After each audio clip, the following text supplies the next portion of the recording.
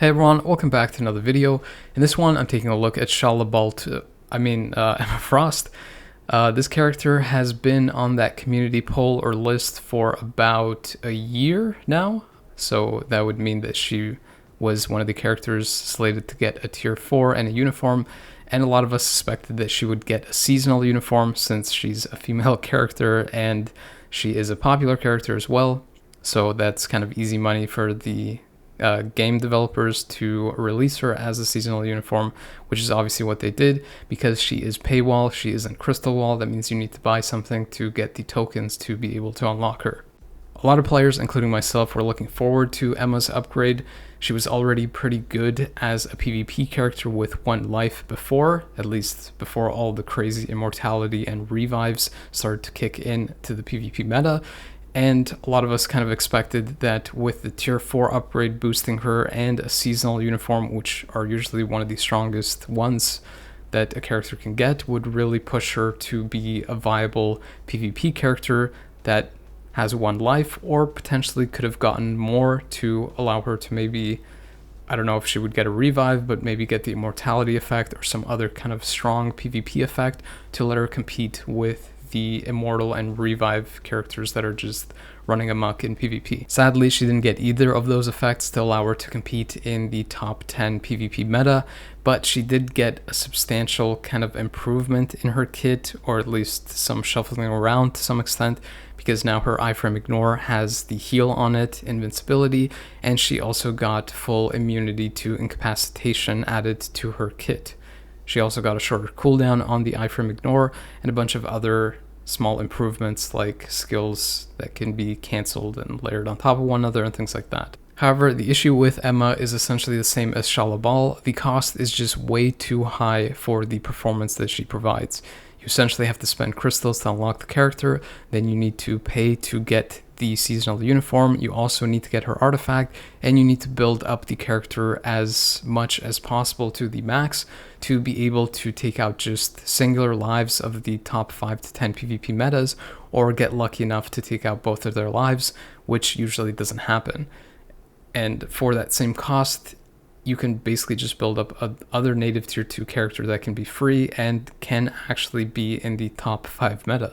So again, like Shalabal, the character isn't useless. She actually can be good in certain situations, but that's just going to be limited to people who play PvP like Alliance Conquest, Otherworld Battle, and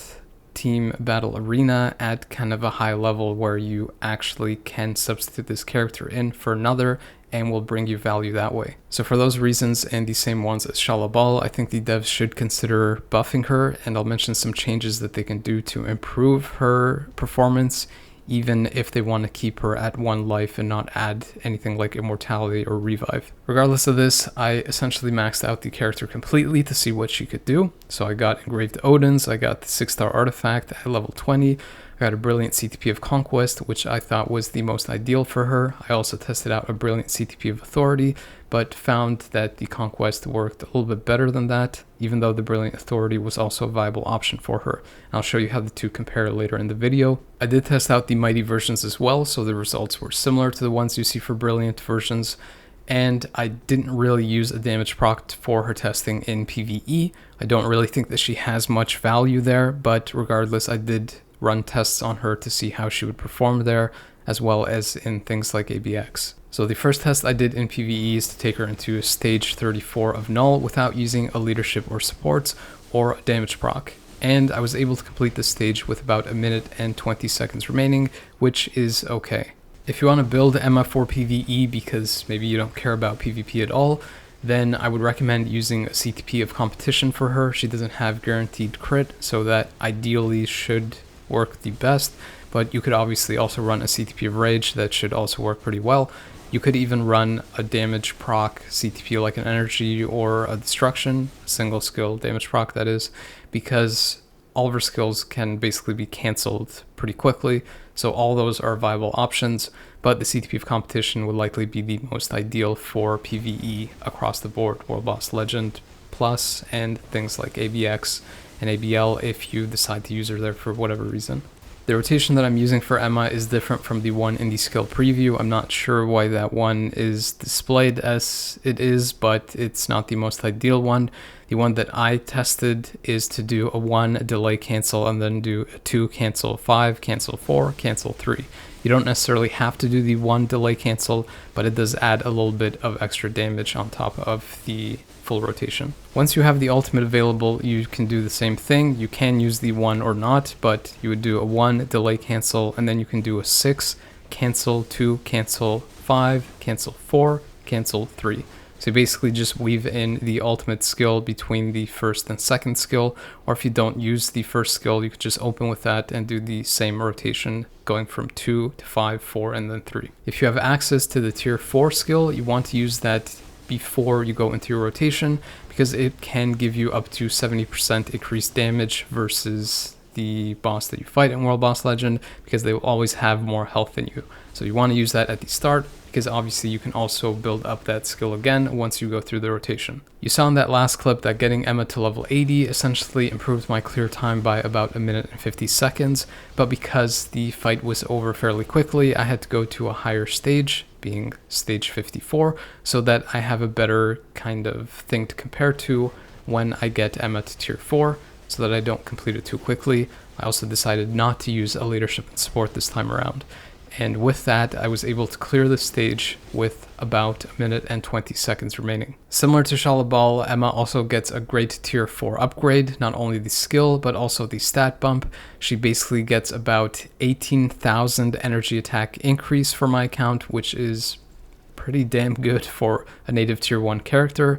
And all that attack increase also helps her reflect. But on top of that, for a blast type, she also was able to get around 27,000 HP increase, which is well above average for, again, a blast characters. They're usually on the lower end of HP, so both of those really help for her survivability and her reflect and damage output. The tier 4 skill itself is also really good for her because she's able to deal more damage versus characters that have more health, so those are the ones that are usually stronger than her, like native tier 3 characters, universal ones, or even combat ones. So she gets a super damage increase kind of versus combat types because she also has the type advantage versus them. And then versus characters that are blast or speed types, so ones like Adam, for example, or speed types that can counter her that usually have less health than her, she gains the damage reduction versus them and makes her a little bit more tanky versus them. The other obvious benefit for the tier 4 skill is that you can obviously also use it in PvE to gain 70% damage increase at that max level and really kind of boost up her damage output for that period of time. But the character kind of needs more on the PvE side for her to function as a kind of hybrid or let players choose how they want to build her. Because right now I don't think she has nearly enough hits to be able to excel on the PvE side, or is missing some of those other important stats. In terms of the strikers to use for PvE, just use whichever is your best one. Usually you just swap those in whenever you're doing some PvE content. And then for PvP, if you don't want to use ones that have Eye from Ignore, maybe you're using them across some of the stronger metas that more reliably go into their tier 4 skill, so you might not want to use characters like Wolverine and Quicksilver who have Eye from Ignore, Penetration, and Super Guard Break. If you're using those on other characters, then ones that don't have Eye from Ignore that are decent, that have a lot of kind of debuff abilities and have either a damage increase or an attack increase to their striker skill, is characters like Professor X, that has the damage increase, a whole bunch of debuff stats and AoE damage, or you can use a character like Gladiator, for example, that has an attack increase, again a lot of debuff effects, and also has the Super Guard Break on it, and also an AoE effect. But you can see that the tier 4 skill definitely helped her out quite a bit in World Boss Legend, because I was able to clear this exact same stage well over 2 minutes faster, even when taking into consideration the cutscenes from the boss. I forgot to test out the old uniform before doing all the upgrades here, so I'm just including this at the end. I used the old uniform to test out the exact same stage with the exact same conditions, and I was able to clear this fight about 40 seconds slower with the old uniform, so the new one does provide a pretty decent PvE improvement if you choose to use her there. Her performance in Alliance Battle really isn't that great, especially for a seasonal uniform. She's missing a lot of the cancel effects for the different seasons,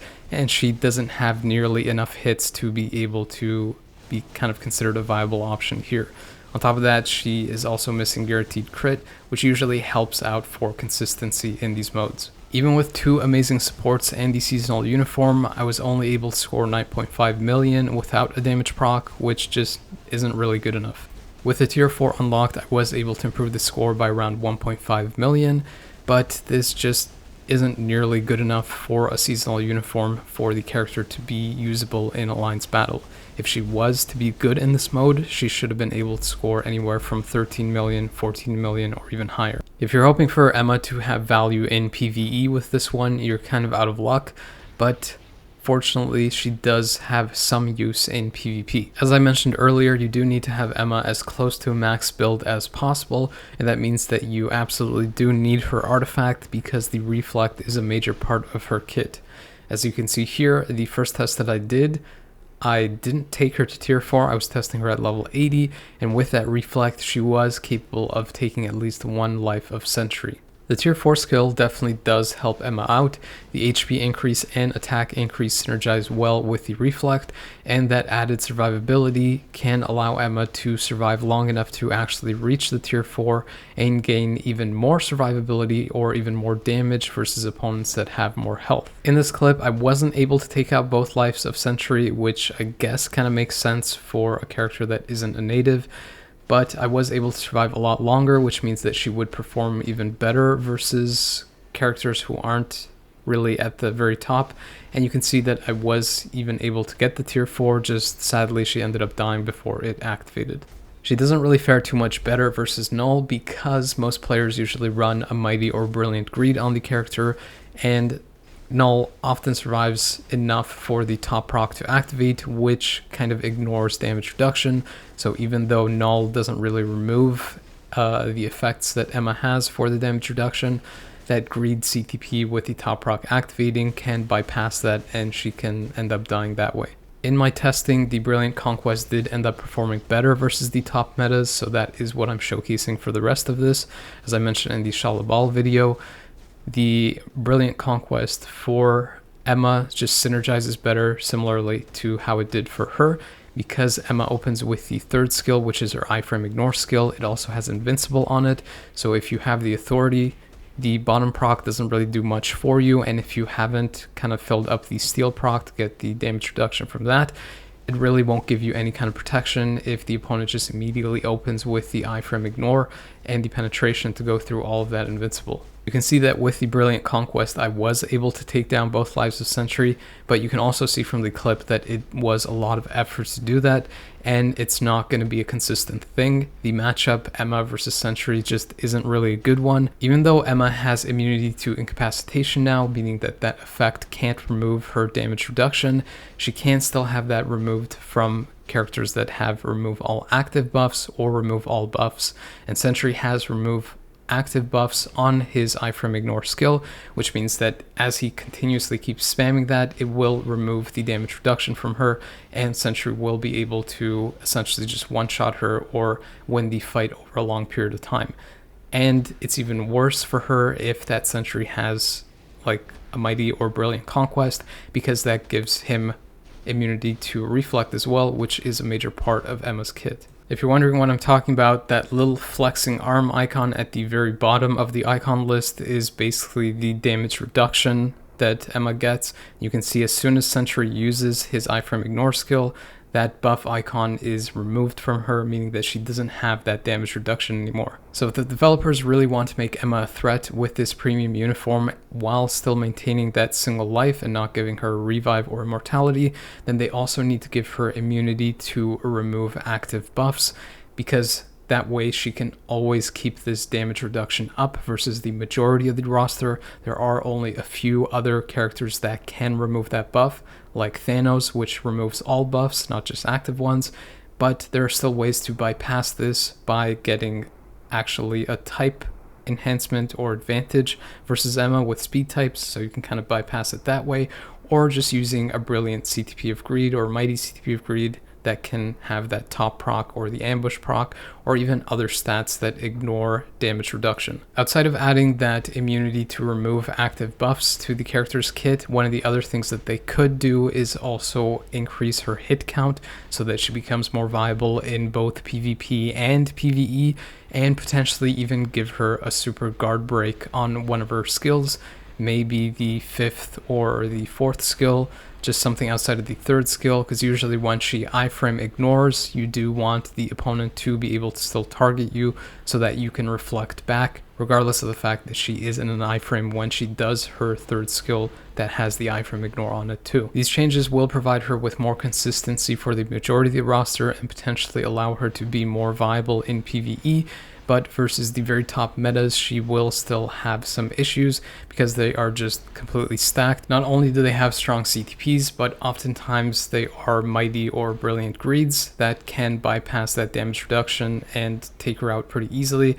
As you see in this clip, that flexing arm icon is still active, but when that greed top proc activates for Null, it just immediately goes through Emma's health, and even if it doesn't, Null has enough damage to slowly whittle her down, even with her constant healing. So there are counters around that, especially for the upper meta characters. Honestly, across all of the changes that I mentioned, the most important one would be just to add that immunity to the remove active buff effect. Even if they place it on a cooldown, maintaining that damage reduction across the fight is basically what keeps Emma alive and what makes her so powerful. If she doesn't have that effect, then she basically just becomes like any other native tier 1 character. In terms of the builds for PvP, you can see that the Brilliant Conquest is ending up being more reliable than the Brilliant Authority was. You saw it in the last clip versus Null. Even though she wasn't able to take out both of his lives or past his immortality, she was able to survive quite a bit longer. She was able to take out both lives of Sentry, even if it's a rare instance. And in cases where Null doesn't have a support, or if you do get lucky, she can potentially also take out his immortality and even win the fight. Aside of the wall effect that you get from the Conquest kind of stacking up with the damage reduction that you have from the 3rd skill, the Conquest also works very well for this uniform in particular because her healing is now on the iframe ignore skill, meaning that she constantly spams that, also has the invincible up, and that healing will be buffed even further with the recovery rate that the Conquest provides, as well as the increase to HP or max HP. The Super Guard Break immunity is also important on the top proc when you're fighting strong metas because you want her to consistently go into her 3rd skill to not only do the iframe ignore, but also make sure that that damage reduction is up for the full 10-second duration every time that it's available. And the last benefit is obviously that you get immunity to reflect when the top proc activates. So if you are facing against opponent Emmas, Shalabal, or Silver Surfer, then she is less likely to down herself from the reflect damage. I didn't really test out a refinement or regen on the character. I think that those could also work for her, but I don't think that they will perform as well as the Reforged Authority or Reforged Conquest. The regen will be lacking the immunity to Super Guard Break, so versus top metas, there will be instances where you could be locked down and not activate your 3rd skill for the iframe ignore and for that damage reduction, so you might miss out on that. And for refinement, even though you do gain that Super Guard Break immunity with the top proc, you don't have base Guard Break immunity, meaning that you could just be locked down before even having to deal with Super Guard Break, and again, missing out on being able to actually activate your 3rd skill, which you basically want to activate as much as possible because you also do get the healing and invincible from it too. Lastly, I also did end up trying Greed, but like I mentioned with Shalabal as well, she didn't work that well with Greed because the reflect damage is just a major part of her kit. You need the artifact, and that is what will down some of the stronger native characters that she won't be able to target. If you decide to use the character in Timeline, which I obviously don't really recommend because there are stronger characters, and you want to play her on manual, if you're facing versus a Silver Surfer, the first thing you want to do is just to, I guess, swap out and avoid his iframe ignore, because if you try to use yours, he will reflect the damage back to you and you will likely end up dying. But after you have that damage reduction up, you can kind of just walk around and avoid his iframe ignore and damage that he deals afterwards, because you have that survivability, so you can kind of tank the hit from the iframe ignore and then just go into your own skills. When you're fighting versus everyone else though, you do want to spam your 5 and 4 skill as fast as you can before going into your iframe ignore, because you want to fill up your tier 4 and your tier 3 skill and get the buff effects from the 5 and 4. The 5 having a damage increase, the crit increase, and things like that. But make sure that you always use the 3rd skill when it is available as fast as you can, so you get that healing, invincibility, and the obvious damage reduction. With the 1 life, it is tricky to manage your buffs and your 3rd skill and avoid the damage that's on screen, so it might not be enough with characters that just fill the screen with damage, characters like Null, Wolverine, and other ones like that. However, if you do everything right and potentially even get that tier 3 skill off, which helps her a lot because it's instant damage that lingers even if it's cancelled, you get the invincible from it, and it removes all debuffs and provides you with the ability to ignore dodge, then you can potentially just take out full teams. And it's another reason why I mentioned that having that damage reduction, not being able to be removed that easily and have all of her buffs still active, is a major part in a character's identity with having a single life versus all these characters that have 2 either from revive or immortal. She doesn't really have value in timeline because the bans there suck, and you will always have the top 5 to 10 metas available that she can't really compete against. However, in other game modes where the ban lists and debuffs and things like that change, or the penalties or whatever,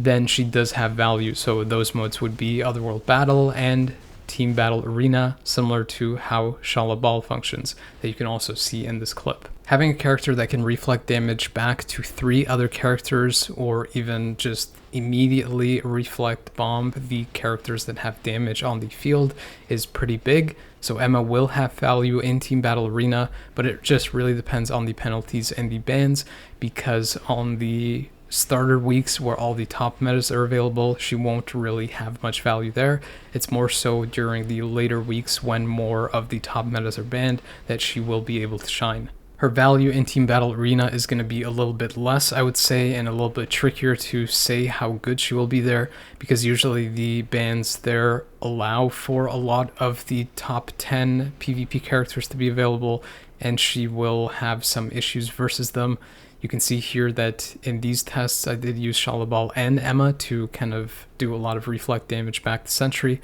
but regardless I wasn't able to close out and win the fight entirely. In many cases you're likely going to be using the character to replace a support character that has their cost increase for a certain week, or if she synergizes with a team, say characters that have double reflect or even triple reflect on the team, or ones that benefit from other effects like Apocalypse, for example, as a passive debuff removal. Besides Otherworld Battle, the other place that she has the most value is Alliance Conquest, with Team Battle Arena being after that. Alliance Conquest has more value than Team Battle Arena because the character can actually target teams that don't necessarily consist of ones that are at the very, very top of the meta that she'll have trouble against. In all the tests that I did in Alliance Conquest, I did run her solo just to see how she would do by herself. She was able to fully clear this first and second fight, though I did get lucky versus Thanos, since I think that one wasn't using the best CTP, so I was able to lock him down and reflect damage and basically finish that fight off.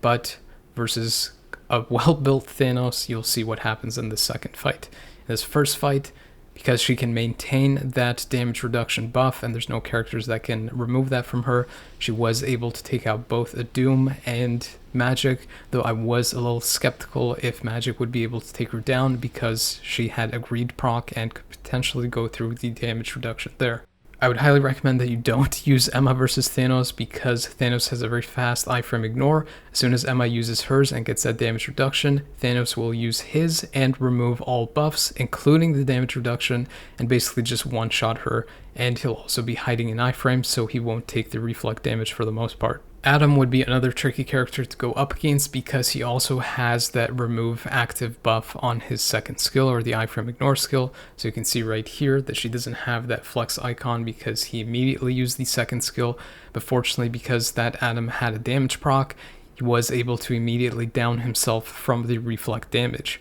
But it does leave her vulnerable, and if you're fighting versus atoms that have conquest on them, they'll not only be immune to the reflect damage as they keep fighting, but also keep removing Emma's buff, so she isn't necessarily a good option versus him. So if you didn't really catch where she got the damage reduction buff in this fight, because it was removed almost instantly, literally 1 second into the fight, she activates her third skill, and then a split second later, that buff is gone from Adam Warlock's second skill activation. So similar to Shalabal, Emma isn't horrible. She definitely has usage and value in PvP, but that is largely hidden from her steep cost, which means that a lot of players just won't really benefit from getting her when they can get other characters for cheaper that can operate at the top 5 meta. So if the devs really want to make her viable in the current PvP environment, then they need to give her more so that she is more consistent in PvP,